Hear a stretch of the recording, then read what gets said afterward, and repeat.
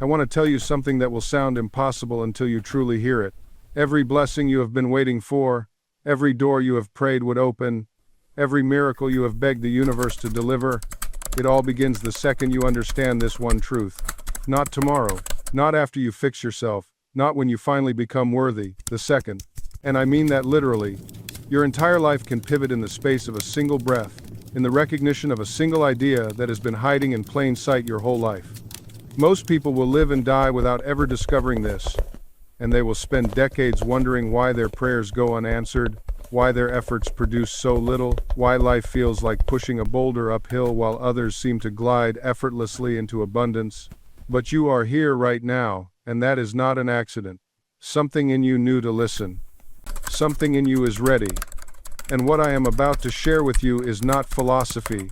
It is not pretty words, meant to comfort you temporarily. This is the actual mechanism, the hidden law that governs how blessings flow into your life. Once you see it, you cannot unsee it. Once you understand it, everything changes. And I do mean everything.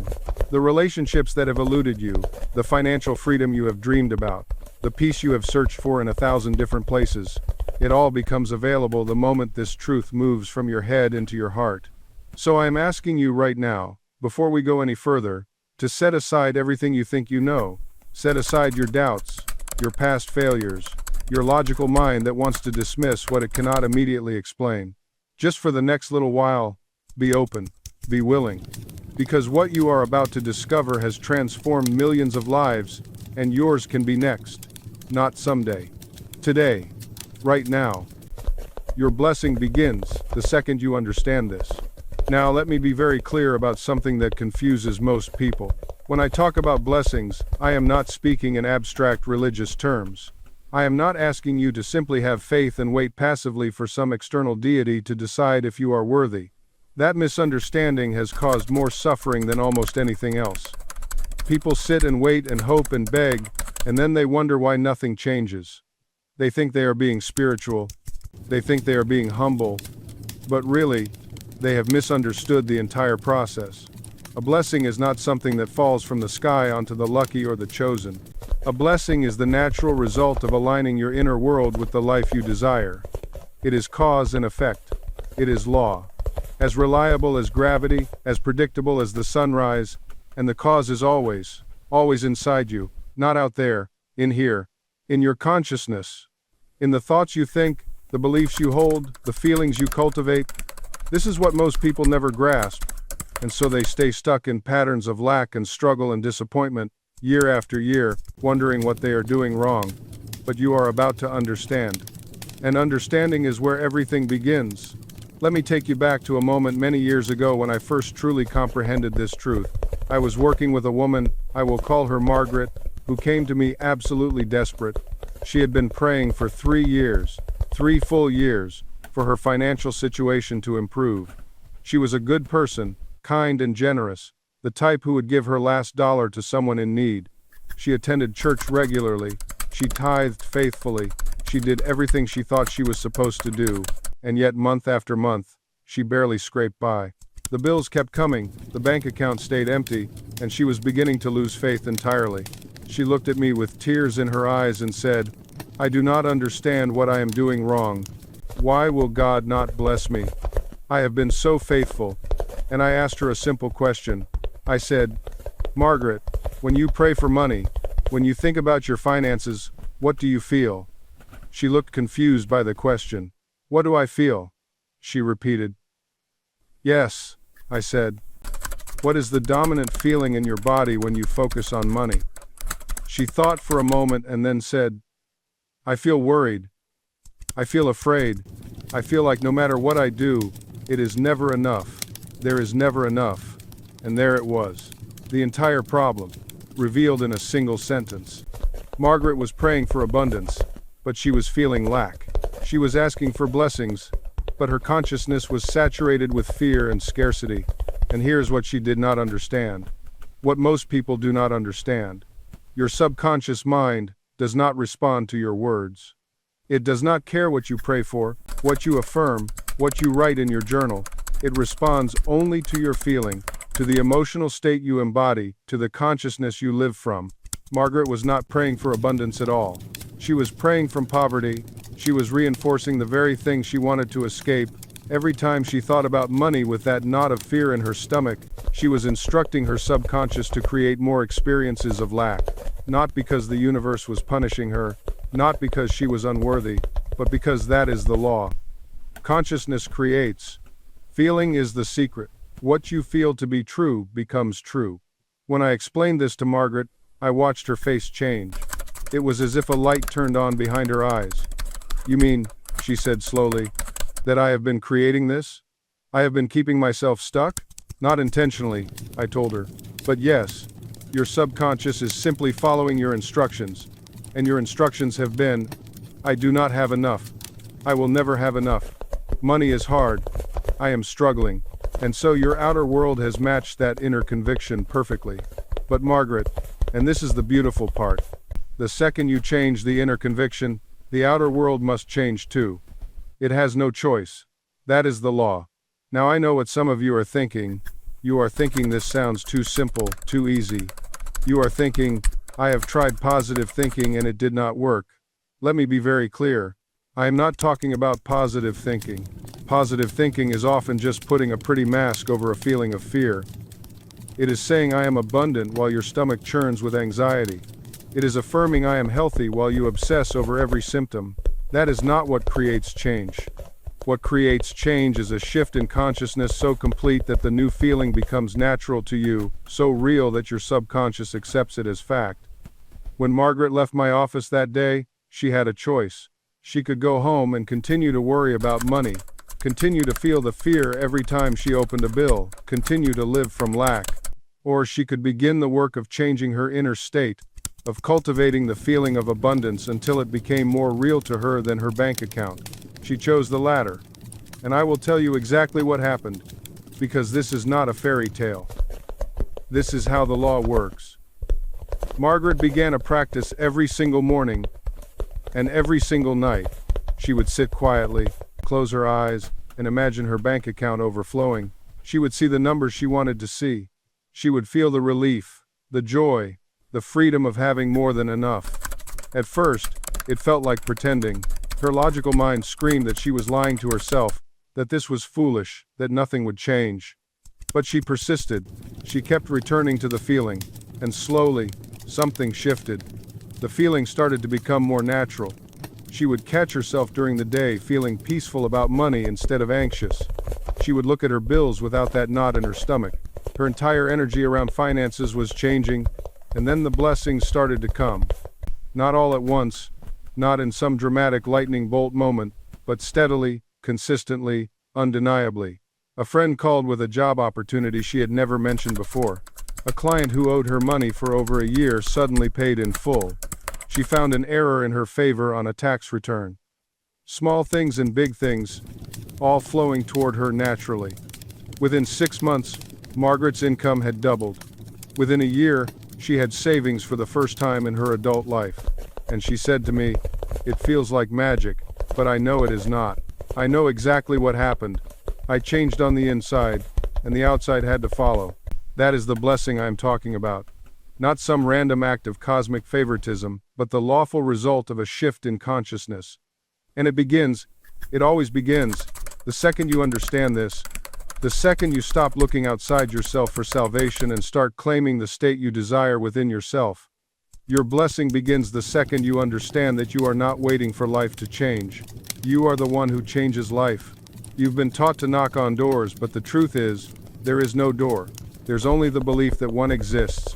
The moment you realize you don't need permission, don't need approval, don't need the right conditions, you step into the version of yourself that already has what you desire.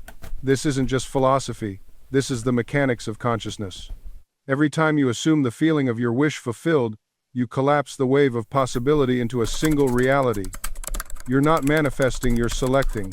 You're tuning the dial of your awareness to the station that's already broadcasting your desired life. And here's where most people stumble.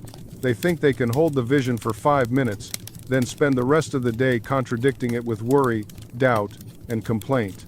They wonder why nothing changes. But you cannot plant a seed and dig it up every hour to check if it's growing. You plant it, you water it with feeling, and you leave it alone. Your subconscious doesn't argue, it doesn't question. It simply accepts what you consistently feed it. If you feed it fear, it will manufacture fearful experiences. If you feed it faith, it will orchestrate miracles you couldn't have logically planned. I remember a woman who came to one of my lectures years ago. She was drowning in debt, felt invisible in her career, and believed life had simply passed her by. I told her the same thing I'm telling you now. Stop reacting to what is. Start responding from what you want to be. She went home that night, and instead of rehearsing her problems, she began to imagine herself as financially free, not someday now. She felt the relief. She felt the dignity. She didn't know how it would happen. She just claimed the state. Within weeks, opportunities appeared that had no logical connection to her previous circumstances. A former colleague reached out. An idea she'd shelved suddenly gained traction. Money came from directions she hadn't even considered. Was it magic? No. It was law. The law of assumption. The universe doesn't negotiate. It doesn't play favorites. It doesn't say, well, let me check if you're worthy enough for this. No. It operates on a principle so simple, so elegant, that most people miss it entirely. Asterisk. What you assume to be true becomes your experience, asterisk. Think about that. Really let it sink in. Not what you hope for, not what you wish for, not what you think might be nice if the stars align and everything goes perfectly and you get lucky. What you times assume, asterisk. There's a difference, and it's everything. Hope keeps you waiting, wishing keeps you wanting. But assumption puts you in possession. It makes you the owner before the physical world catches up. I've watched people, smart people, talented people, spend decades chasing success while simultaneously assuming they'll fall short. They work hard, sure. They put in the hours, but underneath all that effort, there's a quiet belief running the show. I'm the kind of person who struggles. I'm the kind of person who has to fight for scraps. And guess what their reality becomes? Then someone else comes along, maybe less educated, less connected, less experienced, and simply assumes they belong in rooms of success. They don't question whether they deserve it. They don't mentally rehearse rejection. They just move through life with this calm, unshakable knowing that good things flow to them. And everyone around them calls it luck. But here's what I want you to understand. That person isn't operating from luck. They're operating from a different assumption about who they are and what life is for them. The law doesn't care about your resume. It doesn't care about your past. It doesn't care about what you think you've earned or haven't earned. It only cares about one thing. Asterisk. What are you assuming right now? Asterisk. Because that assumption, that feeling of already being the thing you want to be, is the creative force that shapes your entire reality. Now, most people hear this and they immediately push back. They say, but I can't just assume I'm rich when my bank account says I'm broke. I can't assume I'm healthy when my body is in pain. I can't assume I'm loved when I'm sitting here alone. And I get it. I understand that resistance. Because we've been conditioned to believe that assumption is somehow dishonest. That it's delusional. That we have to wait for the outer world to change before we can change our inner world. But that's exactly backwards. Your inner world doesn't reflect your outer world. Your outer world reflects your inner world. The assumption comes first. Always. The physical manifestation comes second. Always. Think about it like this. Before the Wright brothers flew, they assumed flight was possible. Before Edison invented the light bulb, he assumed it could be done. Before you learned to walk, somewhere deep in your nervous system, you assumed standing upright was within your capability. Assumption isn't lying to yourself. It's aligning yourself with a possibility that already exists. And here's what most people miss. You're already assuming something right now. You're already living from a set of assumptions. The question isn't whether you should assume or not.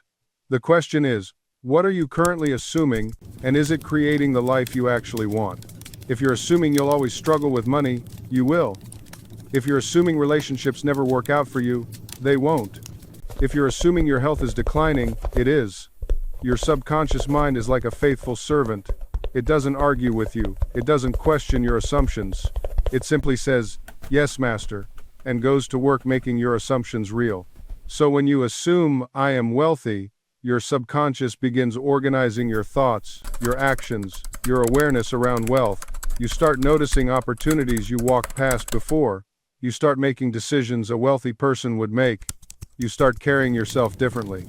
Not because you're faking it, but because assumption is the bridge between desire and manifestation. The moment you assume the feeling of your wish fulfilled, you're no longer waiting, you're not hoping. You're living from the end result right now, in this present moment. And here's something most people completely miss: assumption isn't about convincing yourself of something you don't believe. It's about occupying a state so completely that belief becomes irrelevant.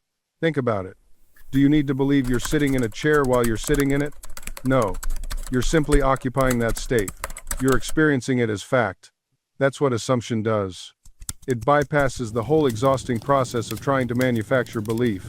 Instead, you step directly into the experience itself. I remember someone asking Murphy during a lecture, "Dr. Murphy, what if I can't believe I'm wealthy when my bank account is empty?" And his response was brilliant. He said, "Don't try to believe it. Assume it. Feel what it would be like. Occupy that state, even if only for a moment. Because here's the truth: your subconscious mind doesn't care about your current circumstances. It only responds to the state you're occupying right now. It takes orders from your assumptions, not your conditions. When you assume you're successful, your subconscious immediately begins orchestrating circumstances to match that assumption. It doesn't debate, it doesn't question, it simply accepts and executes. This is why people who assume they're lucky keep encountering lucky breaks. Why those who assume they're healthy tend to recover faster. Why individuals who assume they're loved consistently attract loving relationships. They're not special. They're not blessed with some magical advantage.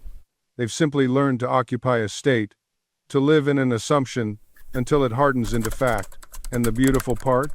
It doesn't take years. Sometimes it happens in days. Sometimes in moments. The timeline isn't determined by how long you've been stuck. It's determined by how completely you inhabit your new assumption. And this is where most people stumble, not in the practice itself, but in their relationship with time. They choose their wish fulfilled. They live in it for a day, maybe two. They feel the relief, the satisfaction, and then they check. They look at their bank account, still the same. They refresh their email. Nothing yet. They glance at their phone, hoping for the call, the message, the sign that it's working. And in that checking, they've just told their subconscious, "I don't actually have it. I'm still waiting for it." You've collapsed back into the old state, not because you did anything wrong in your practice, but because you went looking for confirmation in the outer world before your inner world had fully hardened into fact. This is the subtlety that separates those who manifest consistently from those who try and fail repeatedly. When you truly live from the wish fulfilled, you don't check, you don't wait, you don't hope. You simply know. It's already done. Why would you check for something you already possess? Think about it.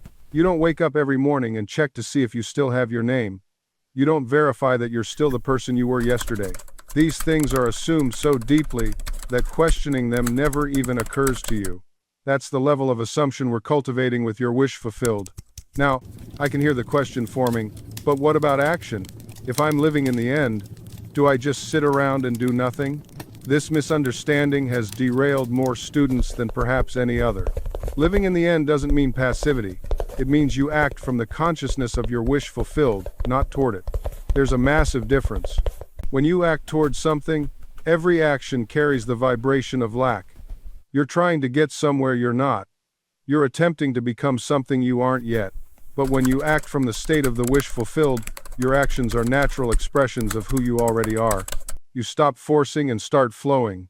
Think about how a wealthy person handles money. They don't clutch it desperately.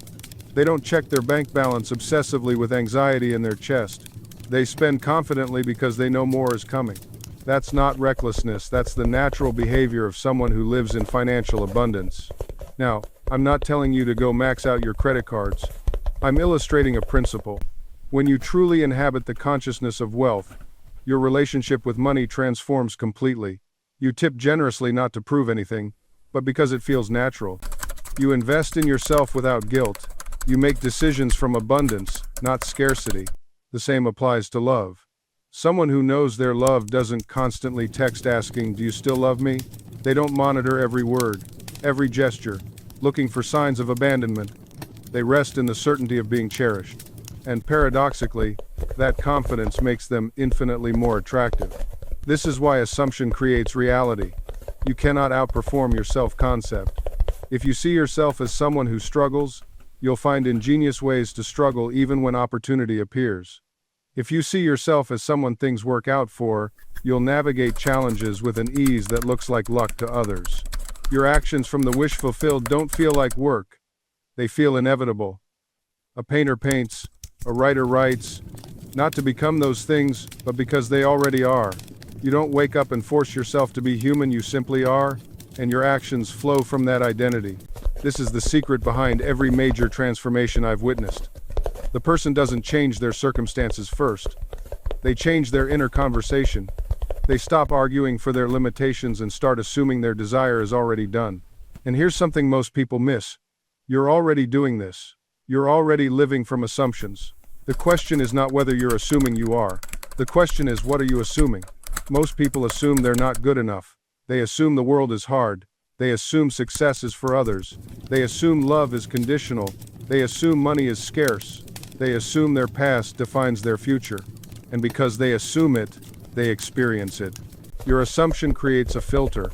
It determines what you notice, what you ignore, what you attract, and what you repel. If you assume people don't like you, you'll interpret a neutral glance as rejection. You'll remember the one criticism and forget the 10 compliments. You'll enter every room braced for judgment, and that energy will push people away not because they don't like you, but because you're living from the assumption that they don't. If you assume money is hard to come by, you'll overlook opportunities. You'll talk yourself out of asking for the raise. You'll feel guilty charging what you're worth. You'll celebrate scraping by as if struggle is a virtue, and money will remain hard because that's the assumption you're loyal to. But here's what changes everything. You can choose a new assumption right now. You don't need permission. You don't need evidence. You don't need to earn it or prove it first. You simply decide, from this moment forward, I am assuming something new. I assume I am wanted. I assume I am valued. I assume opportunities flow to me easily. I assume I am loved. I assume my desires are already mine. This isn't pretending. This isn't lying to yourself. This is choosing the state you live from, and when you assume it persistently, when you return to it again and again despite what the senses report, something miraculous happens. The world rearranges itself to match your assumption. Not because the world changed, but because you did. You start noticing what was always there. You start acting in alignment with your assumption. You start attracting circumstances that reflect it back to you. The assumption becomes your reality not someday, but now, in the way you move through life. So stop waiting for proof before you assume the best. Assume the best first, and watch the proof follow. Because here's what most people get backwards. They think confidence comes from evidence. They wait for success before they believe they can succeed. They wait for love before they believe they're lovable. They wait for money before they believe they're worthy of abundance. That's not how consciousness works. Your consciousness doesn't respond to what happens. It creates what happens. The feeling comes first. The evidence comes second. Always. You want to know why some people seem to have everything fall into place? It's not luck. It's not connections. It's not even talent most of the time. It's assumption. They assumed they belonged in the room before they walked in. They assumed they'd be welcomed before they knocked on the door. They assumed success before they had any proof. And their assumption became their experience. Look at any person you admire. Go back to before they made it. Before anyone knew their name. What did they have that you don't? Nothing but assumption. They assumed they were already the person they wanted to become. They assumed their success was inevitable. They assumed the world would eventually catch up to what they already knew about themselves. And it did. Not because they were special, but because assumption is the mechanism through which consciousness becomes experience. You don't become confident and then act confident. You assume confidence, and then you become it. You don't wait to feel abundant before you think abundant thoughts. You assume abundance, and then you feel it. You don't wait for your circumstances to improve before you change your inner conversations. You change your inner conversations, and then your circumstances shift to match. This is the order of creation. Assumption first, experience second, never the other way around. So what are you assuming right now? About yourself, about your life, about what's possible for you. Because whatever you're assuming, you're creating. whether you realize it or not. If you're assuming struggle, you'll find evidence everywhere. If you're assuming limitation, opportunities will pass you by without you even noticing them. If you're assuming you're not enough, the world will mirror that back to you in 1,000 different ways. But if you assume differently, everything changes. The mirror doesn't judge what it reflects, it simply shows you what you're presenting to it. Your assumptions work the same way. They don't care if they're rational or irrational, helpful or harmful. They simply express themselves in your experience. I once knew a man who assumed that good things never lasted. Every time something positive entered his life, he'd brace for the inevitable loss. A promotion at work? He'd immediately start worrying about layoffs. A new relationship? He'd scan for signs of betrayal. And you know what happened? His assumption created the very tension that pushed those good things away. Not because the universe was cruel, but because his assumption shaped his behavior, his energy, his entire way of being. He didn't lose things because good things don't last. He lost them because he assumed they wouldn't, and that assumption became a self-fulfilling prophecy. This is the power we're dealing with here. Your assumptions don't just sit quietly in the background. They actively create. They're working right now, in this very moment, shaping tomorrow's experiences. And here's what most people miss. You can't have an experience that contradicts your dominant assumption. It's impossible. If you assume you're unlucky, you'll filter your entire life through that lens. 100 opportunities could pass by, but you'll only notice the one that got away. That's not because you're actually unlucky. It's because your assumption has become your filter, your lens, the very framework through which you interpret reality. The question isn't whether you're assuming. You're always assuming something. The question is, what are you assuming right now about yourself, about your life, about what's possible for you? Because whatever it is, that's what you're in the process of experiencing. And here's what most people miss. What you believe about yourself doesn't just affect your mood or your confidence. It literally determines what you notice, what you pursue, what you accept, and what you walk away from. Two people can walk through the exact same door of opportunity. One sees it as their destiny. The other sees it as a mistake. One feels worthy of being there. The other feels like an imposter. And guess what? Their experiences will be completely different, not because the opportunity changed, but because their beliefs shaped how they showed up. Your subconscious mind doesn't argue with you.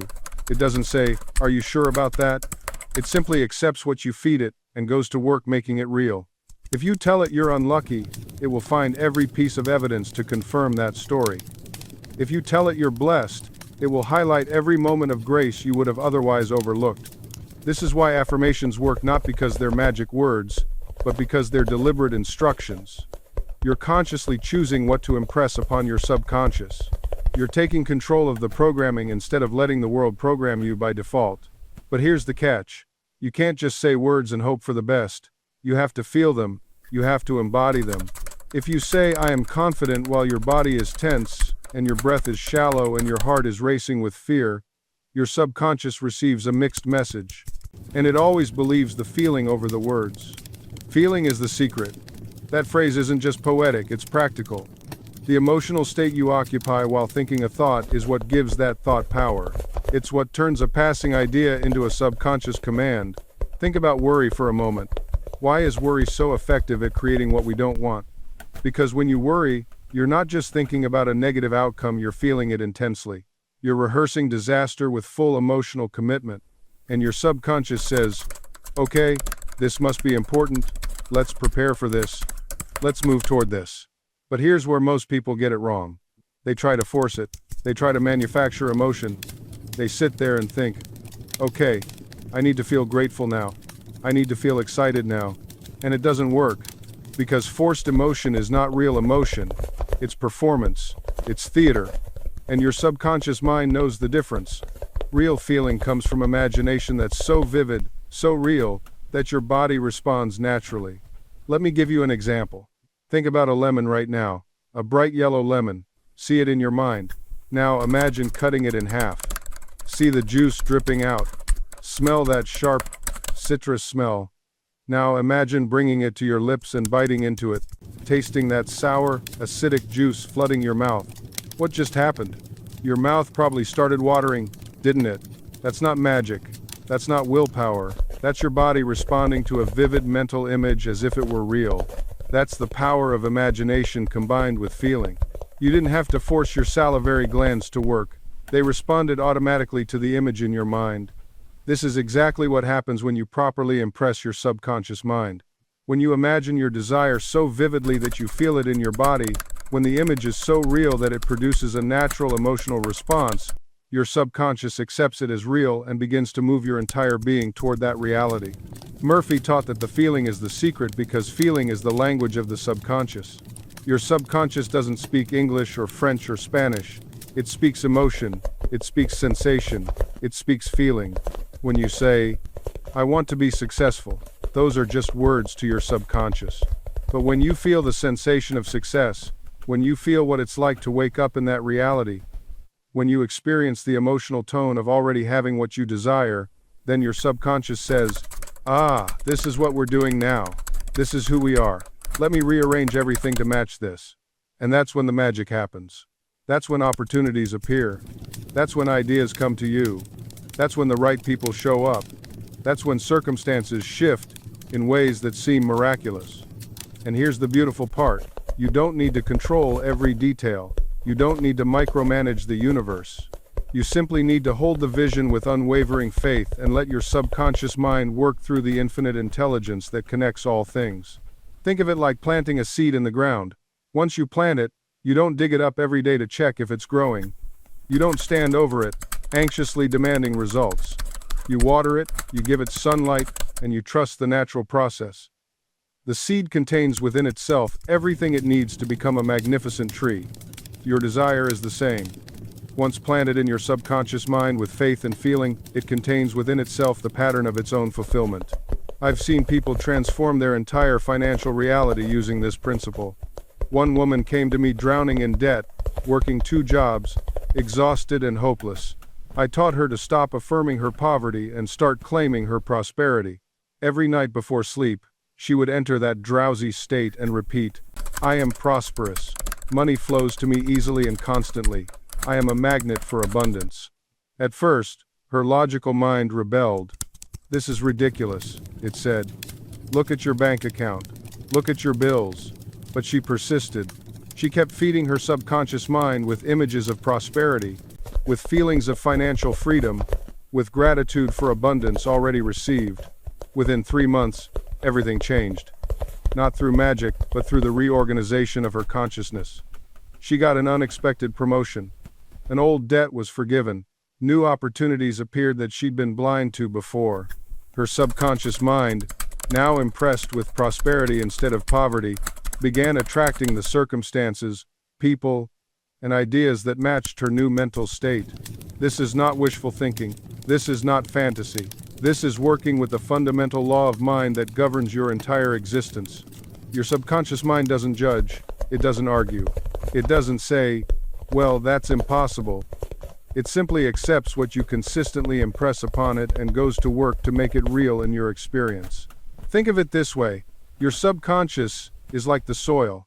It doesn't care what seed you plant. It will grow whatever you give it. Plant seeds of lack, limitation, and fear, and that's what will sprout in your life.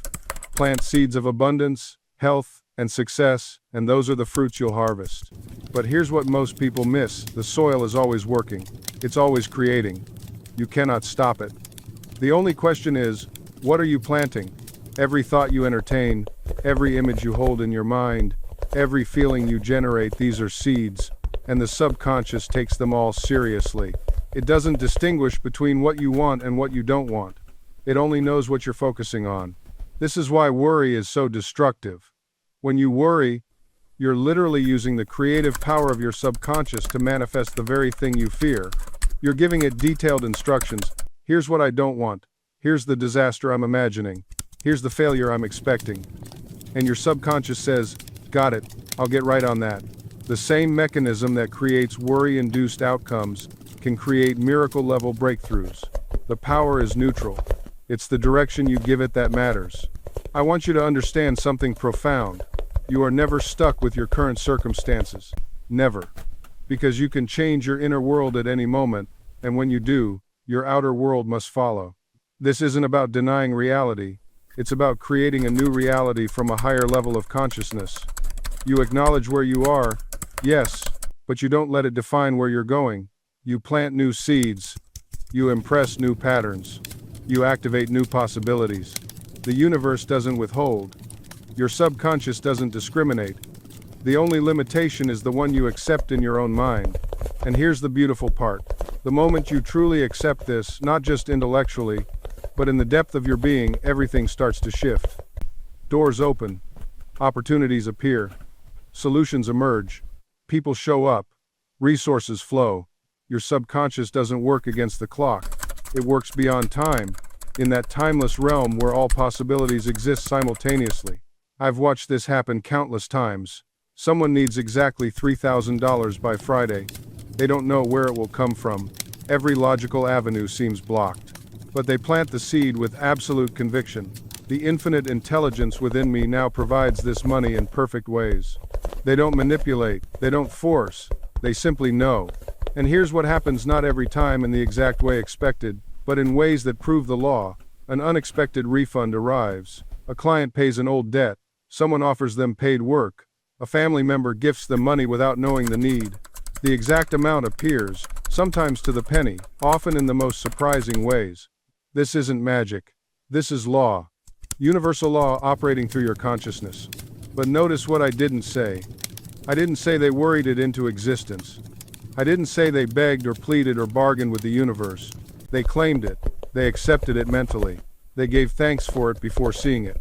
That's the difference between those who demonstrate supply and those who continue to experience lack. When you truly understand that your subconscious mind is connected to infinite intelligence, you stop living from the limited perspective of your five senses. You start living from the awareness that everything you need already exists in the invisible realm of spirit, waiting for your conscious acceptance to bring it into form. Money is not the source. Your job is not the source. Your business is not the source. These are merely channels through which the infinite supply flows. The real source is the infinite intelligence within you, which knows no limitation, recognizes no barrier, and moves heaven and earth to fulfill what you have accepted as true. This is why I keep emphasizing belief. Not blind faith, but understanding. When you understand how your mind works, belief becomes natural. You're not trying to convince yourself of something foreign, you're simply aligning with the way life operates. Your subconscious is like rich soil. It doesn't judge the seed you plant. It doesn't say, this seed is worthy, but that one isn't. It simply grows whatever you consistently plant. If you plant seeds of lack, you'll harvest lack. If you plant seeds of abundance, you'll harvest abundance. It's a law. It's not personal. It's not punishing you. It's simply responding to what you consistently feed it. Most people don't realize they've been planting weeds for years. They wonder why their garden looks the way it does. They blame the soil. They blame the weather.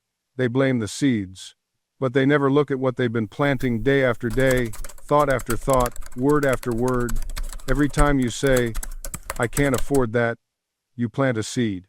Every time you think, nothing good ever happens to me, you plant a seed.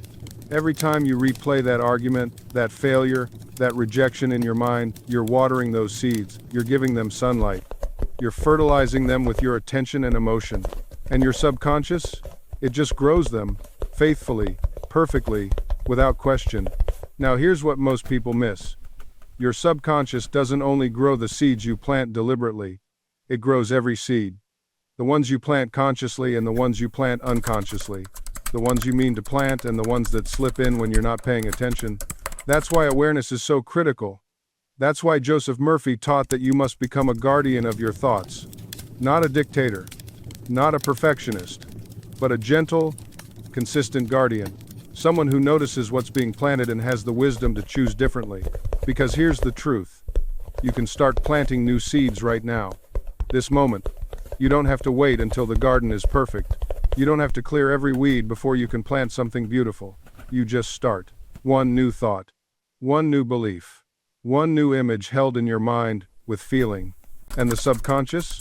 It receives that seed with the same acceptance, the same power, the same creative force. It begins to grow it immediately. You see, your subconscious mind doesn't argue with you. It doesn't sit back and say, well, hold on now. Let me evaluate whether this is a good idea or a bad idea. No, it accepts. It receives. It acts. This is why I tell people all the time, be careful what you habitually think, be careful what you emotionally accept as true, because that is what your subconscious will manifest. If you repeatedly say, I never have enough, your subconscious says, understood, not enough is the pattern, and it begins to arrange circumstances, responses, opportunities, or the lack of them to match that belief. But when you say, I am abundantly supplied, I am guided, I am blessed, your subconscious says, yes, this is the truth. And it begins to move heaven and earth to bring that reality into your experience. Now, here's where people make a mistake. They think they can just say the words. They think affirmation is about repetition without feeling. And I'm telling you right now that doesn't work. Words without feeling are like seeds without water. Feeling is the water that activates the seed. Feeling is the force that drives the idea deep into the subconscious soil. When you affirm something with emotion, with conviction, with the sense that it is already true, that's when transformation begins. Let me give you an example. Suppose you want to overcome fear. You can say 100 times, I am not afraid. I am not afraid. But if you're saying it with a tight chest, with a trembling voice, with doubt in your heart, you're actually reinforcing the fear. Instead, you must imagine yourself already free. You must feel what it's like to walk into that situation with calm, with confidence, with peace. You must live in that feeling. Dwell in it. Let it saturate your mind. And as you do, your subconscious accepts this new pattern. It says, this is who we are now. This is the truth. And it begins to reshape your nervous system, your thoughts, your reactions, everything to match that inner conviction. This is not magic. This is law. This is how your mind works. This is how you were designed to function. When you shift your inner conversations, you shift your life. When you change the tone of your mental voice, you change the tone of your outer experience.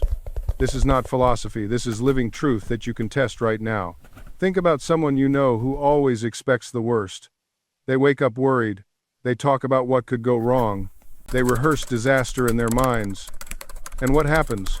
Life seems to validate their fears. They meet obstacles everywhere. Not because the universe is against them, but because their consciousness is tuned to the frequency of difficulty. Now think about someone who expects good. They assume things will work out. They look for solutions instead of problems. They speak faith instead of fear. And what happens? Doors open, opportunities appear, help comes from unexpected places. Same world, different consciousness, different results. This is the great secret hidden in plain sight throughout all scripture and spiritual teaching. You are not a victim of circumstances. You are a creator through consciousness. Your habitual thinking, your dominant mental attitude, your inner speech, these are the tools of creation you use every single day, whether you know it or not. So the question is not whether you are creating. You are always creating. The question is, what are you creating? And are you creating it consciously or unconsciously? Most people create unconsciously. They let their minds run on autopilot. They absorb the news, the opinions of others, the fears of the collective, and they make those thoughts their own. Then they wonder why their lives feel out of control. But you are not most people. You are here because something in you knows there is another way. The other way is the way of deliberate inner speech. It is the way of conscious mental discipline. It is the way of assuming the feeling of your wish fulfilled before the senses confirm it. This is what the mystics have always taught. This is what the Bible means when it says, call those things that be not as though they were. You are not pretending. You are not faking it. You are not lying to yourself. You are simply choosing which reality you will occupy with your consciousness. Because here is what most people do not understand. The past only has power over you because you keep bringing it into your present moment with your thoughts and feelings. The future only seems uncertain because you project your current limitations forward, but when you live in the wish fulfilled, when you enter into that assumption with your whole being, you step outside of time as the world understands it. You enter into a dimension where past and future collapse into an eternal now. And in that now, your wish is already accomplished. This is not religious mysticism. This is not spiritual fantasy. This is the actual mechanics of consciousness. Every great teacher throughout history understood this principle. They spoke of it in different languages, through different cultural lenses, but the message was always the same: as within, so without. As above, so below. As you believe, so shall it be done unto you. The Buddha taught about the power of mind over all things. Jesus spoke constantly about belief and faith as the keys to manifestation. The ancient Hermetic texts explained the principle of mentalism, that all is mind, that the universe itself is mental. They were all pointing to the same truth. Consciousness is the only reality, and your imagination is the creative power within that consciousness. So when I tell you to assume the feeling of the wish fulfilled, I am not giving you a technique to try on the weekend. I am handing you the master key to all of life. I am showing you the one principle that, if truly understood and applied, will transform everything. But here's what most people misunderstand. They think assuming the feeling means pretending. They think it means forcing a smile while their heart is breaking. They think it means lying to themselves about their current circumstances. Nothing could be further from the truth. Assuming the feeling of the wish fulfilled is not about denial. It's about recognition. It's about dwelling in the truth of what already exists in the unseen realm. It's about aligning your inner state with the reality that your subconscious is already creating. When you assume the feeling, you are not creating something out of nothing. You are claiming what is already yours in consciousness. You are taking possession of what already exists as a completed fact in the fourth dimension of mind. This is why I say to you now with absolute conviction, your desire exists right now. Not as a hope, not as a possibility, but as an actual, present reality in the world of imagination. The only question is whether you will claim it or continue to deny it by dwelling in lack. Think about it this way. When you plant a seed in the ground, you don't dig it up every day to check if it's growing. You don't stand over it with doubt and worry, questioning whether it will ever sprout. No, you water it. You trust the process. You know that beneath the surface, invisible forces are working to bring that seed to full expression. Your desire is that seed. Your assumption is the soil, the water, the sunlight. And your subconscious mind is the invisible force that brings it from the unseen into the seen. But if you keep digging up the seed with doubt, if you keep poisoning the soil with fear and contradiction, you will never see the harvest. This is why persistence in assumption is everything. This is why I tell you to persist in the state of your wish fulfilled regardless of what your senses report. Most people fail not because the law doesn't work, but because they don't persist. They assume for a day, maybe a week, and when nothing changes immediately, they return to their old state. They go back to dwelling in lack, in limitation, in the evidence of the senses. But the law of assumption does not reward the casual experimenter. It rewards the faithful dweller, the one who takes up residence in the state and refuses to leave, no matter what the landlord of circumstance says. Think of it this way. If you moved into a new home but spent every night going back to your old house to sleep, would you ever truly live in the new one? Of course not. Yet, this is exactly what most people do mentally. They visit the wish fulfilled for a few moments, then spend the rest of their day living in the old state of lack. You must burn the bridge behind you, not physically, but mentally. You must make your new assumption your permanent address. Live there, sleep there, wake up there. Let every thought, every feeling, every inner conversation reflect the fact that you dwell in the state of the wish fulfilled. And here is what happens when you do this persistently. The outer world, which has no choice but to reflect your inner dwelling place, begins to reorganize itself. Doors open, people appear, circumstances shift. Not because you forced them to, but because the law demanded they conform to your assumption. I have seen this happen countless times. The person who assumes they are successful does not need to chase success. Success chases them. The person who assumes they are loved does not beg for affection. Affection flows to them naturally, effortlessly, as though the universe itself conspires to prove their assumption true, because it does.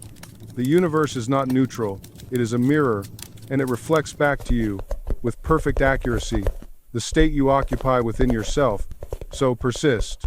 Do not waver. Do not doubt. Do not let the slowness of the senses discourage you. The law is working. It is always working. Your assumption is hardening into fact even now, even as you read these words. But you must give it time to externalize. You must remain faithful. You must continue to live in the end, to think from the wish fulfilled, to feel as though it is already done. This is not blind faith. This is understanding. When you know the law, When you truly grasp that consciousness is the only reality, persistence becomes easy, because you are not waiting for something outside of you to change. You are simply remaining loyal to the state you have chosen to occupy. You see, persistence in manifestation is not about effort. It is about identity. It is not about forcing yourself to think positive thoughts. It is about becoming the person who already has what you desire. And here is something most people do not realize. The moment you assume the state of the wish fulfilled, you have already succeeded. The outer world is simply catching up to the inner fact. Your job is not to make it happen. Your job is to remain faithful to the state until the outer reflects the inner. Think of it like this. Imagine you order something online. The moment you place the order and receive confirmation, you know it is done. You do not refresh the tracking page every 5 minutes, panicking that it will not arrive. You do not call the company repeatedly to verify the shipment. You simply go about your life, confident that what you ordered is on its way. That is persistence in manifestation. You have placed your order with the universe through your assumption. You have received confirmation through the feeling of the wish fulfilled. Now you simply live from that state, knowing it is done. But so many people place their order, then immediately cancel it by doubting. They assume the state for a moment, then jump right back into the old state of lack. They feel wealthy for 5 minutes, then spend the rest of the day worrying about bills. They feel loved for an hour, then spiral into thoughts of loneliness and rejection. This is why manifestation seems to fail, not because the law does not work, but because they keep canceling their order. They keep switching states, bouncing back and forth between the wish fulfilled and the old story. Persistence means staying loyal to your new state regardless of what the outer world shows you right now. It means you do not waver, you do not doubt, you do not return to the old conversations, the old assumptions, the old identity. You have decided who you are. You have chosen your state. Now you simply persist in being that person. And here's where most people falter, not in the decision, not in the choice, but in the persistence. They assume the state for a day, perhaps 2, they feel wonderful, they walk differently, they speak with confidence, and then life happens, an email arrives, a bill comes due, someone makes a careless remark, and instantly, they drop the state. They return to the old self like a reflex. But you must understand, this is the test. This is where your consciousness is being trained. Every moment you are tempted to return to the old state and yet choose to remain in the new one, you are etching that identity deeper into your subconscious mind. You are proving to yourself that you are serious, that this is not a game, that you are not playing a transformation, you are living it. Think of it like learning to play an instrument. The first time you sit at a piano, your fingers feel clumsy. The notes sound harsh, but you persist. Day after day, you return to the keys, and slowly, imperceptibly at first, the music begins to flow. Your fingers remember. Your body knows. The music becomes natural, effortless, because you persisted through the awkward stage. Your new identity is no different. At first, it may feel unnatural. You may catch yourself slipping back into old thoughts, old reactions, but each time you notice and gently return to your chosen state, you are strengthening that neural pathway. You are making it easier for tomorrow. You are becoming. The world will test you. Not because it is against you, but because it must reflect back what you truly believe about yourself. If you waver, the world wavers. If you remain firm, the world has no choice but to conform. I once knew a woman who decided she was prosperous. Not someday. Not when her circumstances changed. She decided it in that moment, while sitting in a cramped apartment with bills scattered across her kitchen table. She began to walk, as a prosperous woman walks. She began to make decisions as a prosperous woman makes decisions. She thanked her money before she spent it. She dressed with care. She spoke about her finances with calm assurance. Her friends thought she was delusional. Her family worried, but she persisted, and within 18 months, her entire world had rearranged itself. New opportunities, new income streams, new relationships. Not because she worked harder, but because she remained faithful to her chosen state. Your persistent assumption becomes your new nature, and nature times expresses itself. Listen carefully, this is where most people lose their way. They think once they've experienced a little success, they can go back to their old patterns. They think they can dip in and out of states like trying on clothes. But consciousness doesn't work that way. You cannot serve two masters. You cannot assume wealth on Sunday and poverty on Monday. You cannot claim confidence in the morning and surrender to fear by evening. Every time you waver, you're not starting over, you're reinforcing the very pattern you're trying to escape. The bridge is built through times, consistency asterisk. Neville Goddard taught that your assumption, though false at the moment, if times persisted in asterisk, will harden into fact. Let that land. Your assumption hardens into fact. Not overnight. Not because you wished for it, but because you faithfully occupied it until it became the only reality your consciousness could express. I once worked with a man who wanted to write a book. For years, he talked about it, dreamed about it, made outlines and notes. But every time he sat down to write, he assumed the state of someone trying to become a writer. And that assumption kept him exactly where he was always reaching, never arriving. Then something shifted. He stopped trying to become a writer and simply assumed he was times one. Not in some distant future. Not conditionally. Asterisk. Now. Asterisk. He walked like a writer. Spoke like a writer. Scheduled his days like a writer. When people asked what he did, he said without hesitation, "I'm a writer." And here's what happened: the words began to flow. Not because he suddenly became talented, but because his consciousness finally had permission to express what he'd been claiming. Within 6 months, his manuscript was complete. Within a year, it was published. Same person, same skills, different assumption. The universe doesn't respond to your wishes, it responds to your time state asterisk. And your state is determined by what you persistently assume to be true about yourself. So I ask you now, what are you assuming? Not what you hope for, not what you're working toward. What are you assuming right here, in this moment, about who you are and what your life is? Because that assumption is building your bridge. Word by word, thought by thought, feeling by feeling. You're doing the inner work that most people avoid their entire lives. And that work? It's changing your reality from the inside out. Every visualization session is creating new neural pathways. Every affirmation is dissolving old mental patterns that kept you small. Every moment of feeling the wish fulfilled is broadcasting a new frequency into the quantum field. You're not just thinking differently, you're becoming different. At a cellular level, at an energetic level, at a consciousness level. The person you were 6 months ago, they couldn't have attracted what you're about to receive. They didn't have the mental equivalent. They weren't vibrating at this frequency. But you are now. You've done the work. You've changed the inner conversation.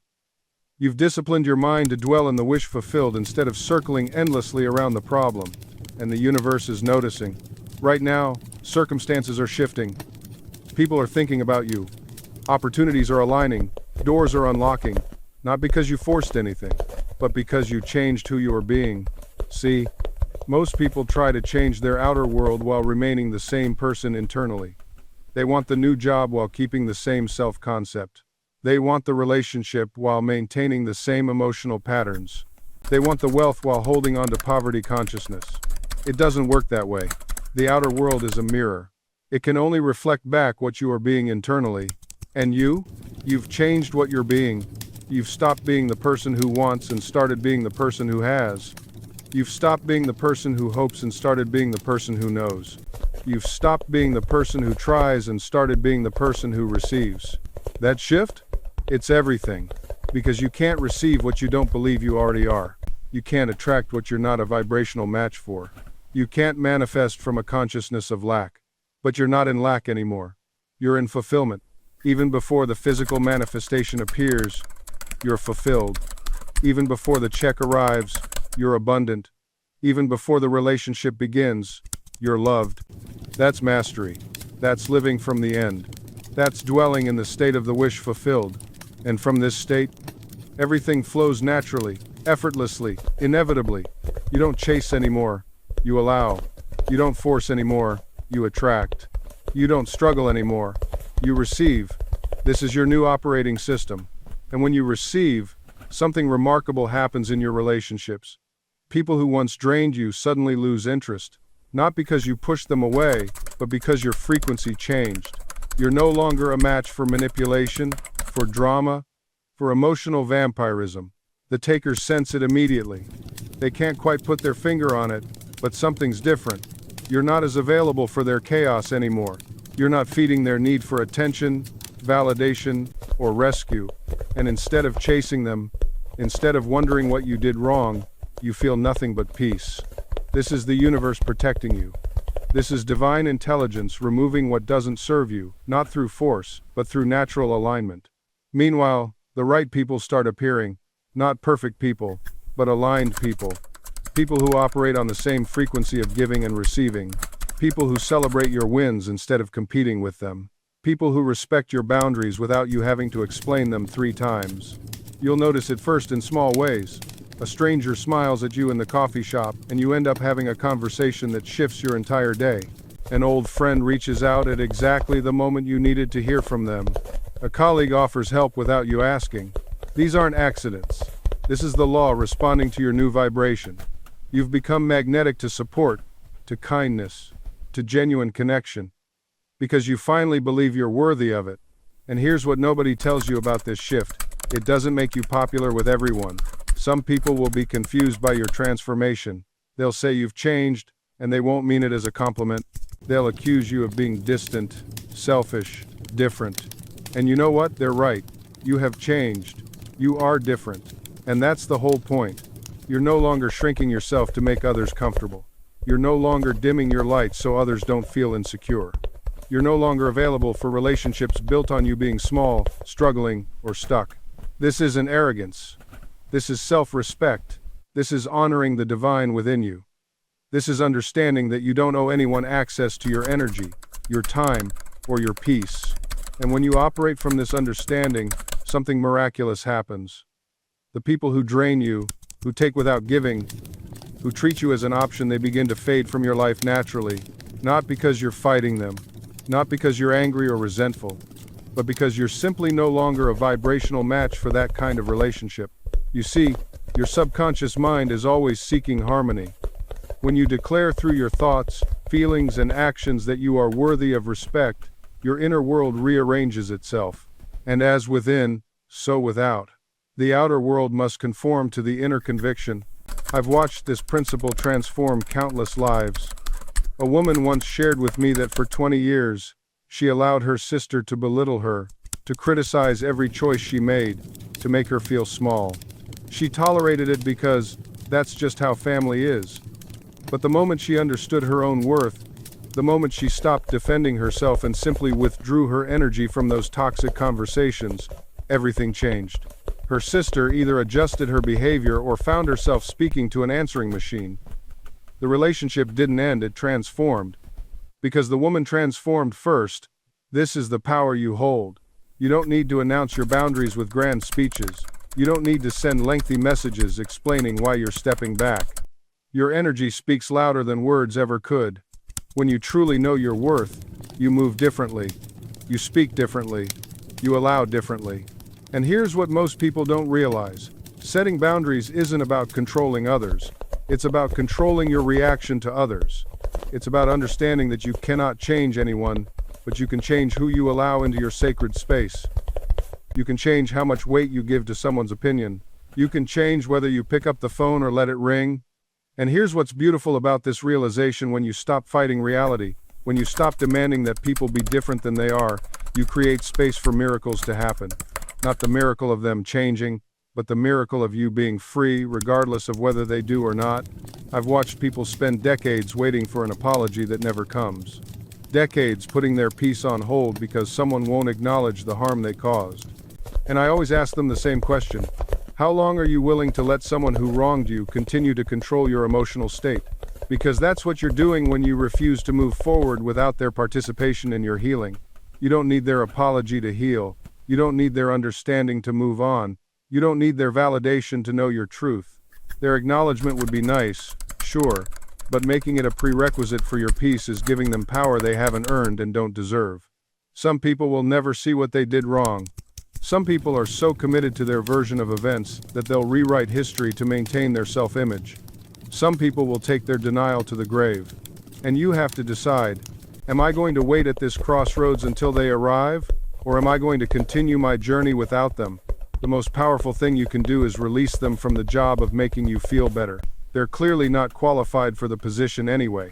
They've demonstrated that repeatedly. So why keep them on the payroll of your emotional well-being? I'm not saying you have to forgive them, by the way. Forgiveness is a personal choice, and only you know if and when that's appropriate for your situation. What I am saying is that you can release the grip their actions have on your present moment. You can acknowledge what happened without letting it write the script for what happens next. You can say, yes, that hurt me. Yes, that was wrong. And also, I refuse to spend the rest of my life in the prison of that moment. Both things can be true. The harm was real, and your decision to move forward anyway is also real. And here's the paradox that liberates.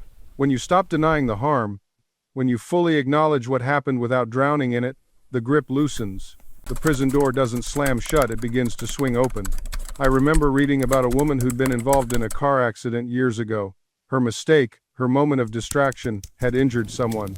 For years, she couldn't drive past the intersection without her hands shaking. She'd replay it endlessly.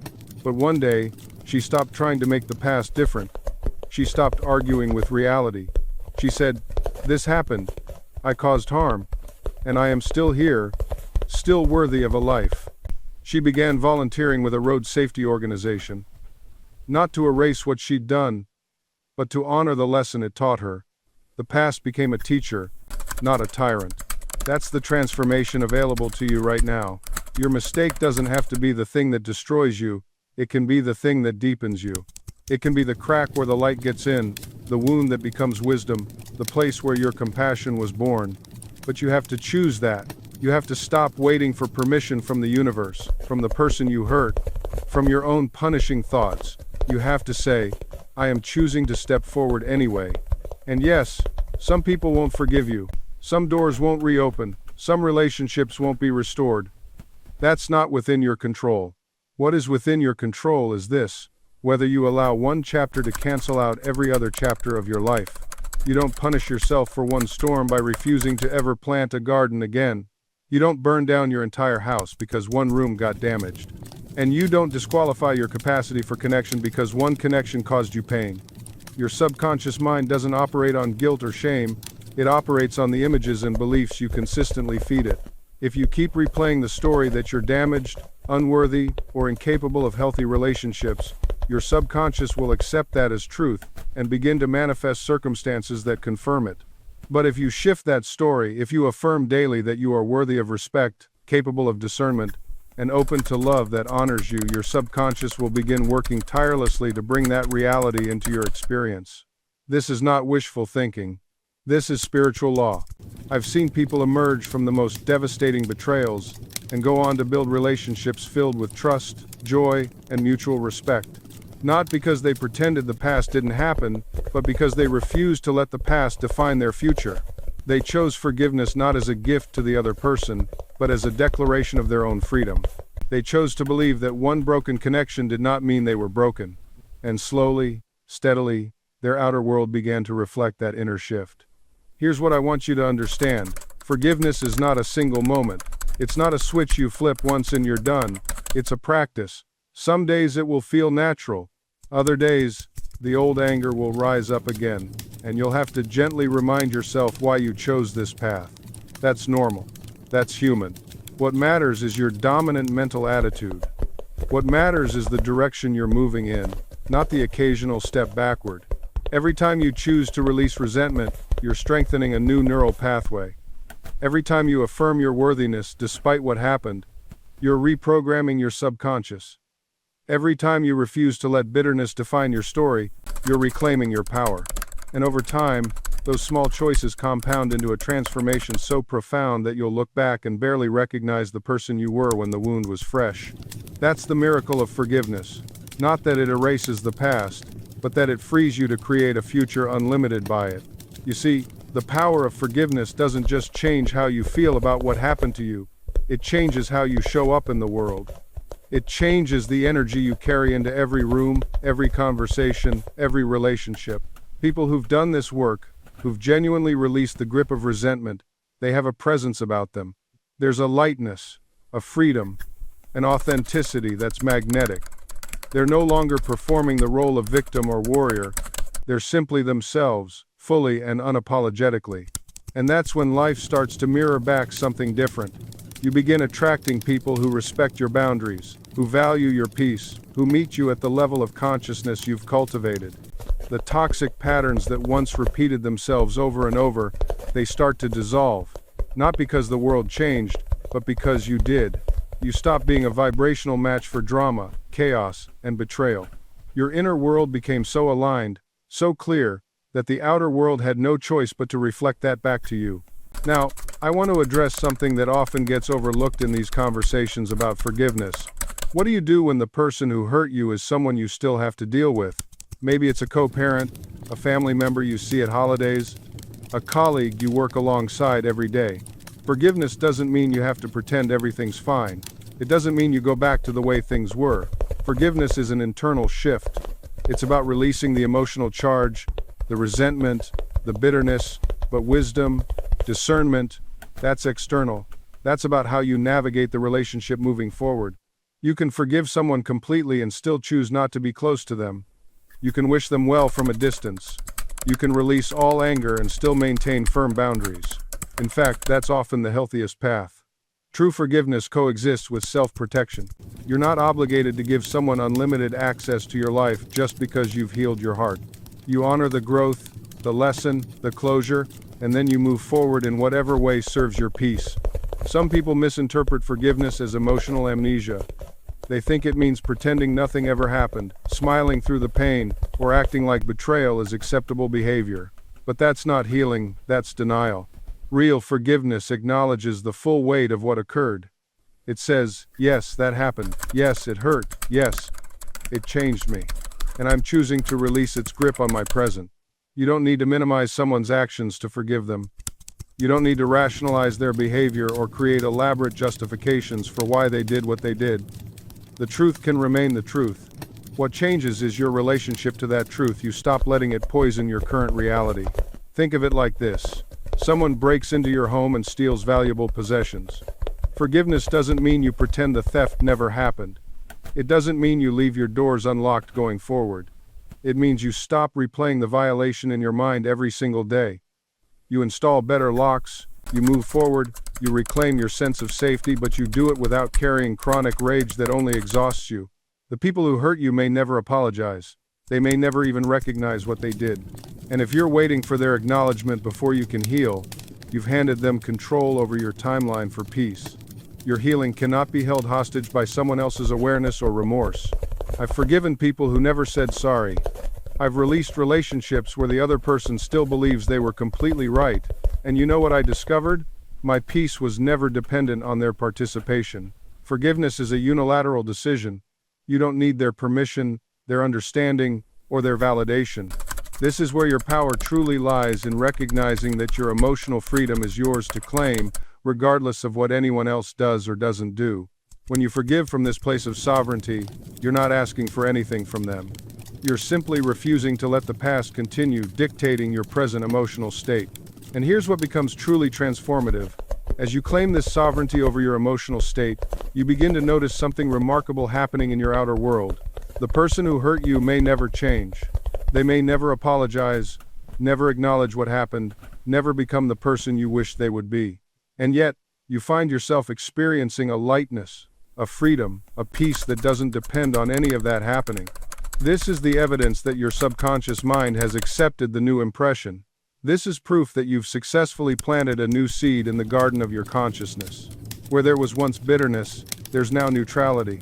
Where there was once obsessive rumination, there's now simple acknowledgement without charge.